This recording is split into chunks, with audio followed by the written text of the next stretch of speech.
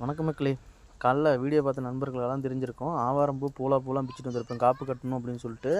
காப்பு கட்டுறதுக்கு முன்னாடி நம்ம வீட்டு பூஜை ரூமில் இது பார்த்திங்கன்னா சக்கரவள்ளி கிழங்கு, அப்புறம் இன்னும் நம்மக்கிட்ட இருந்தால் பூசணிக்காய், அப்புறம் அவரைக்காய் இதெல்லாம் வேவிச்சு நம்ம வீட்டு பூஜை ரூமில் படைச்சிட்டு, அதுக்கப்புறம் குலதெய்வ கோயிலில் அந்த காலைல நான் கொண்டு வந்தல பூ, ஆவாரம்பூ, அப்புறம் வேப்பந்தலை, இது மூணையும் நம்ம ஒரு சேர சேர்த்து குலதெய்வ கோயிலில் பக்கத்தில் இருக்க விநாயகர் கோயிலில் போட்டுட்டு அதுக்கப்புறம் நம்ம திருவிழாவை தொடங்கிட வேண்டியதான். நமக்கு தைப்பொங்கல் இப்படி தான் தொடங்கும் அப்படின்னு சொல்லிட்டு மார்கழி 29ஆம் தேதியே காப்பு கட்டுன்னு சொல்லுவாங்க.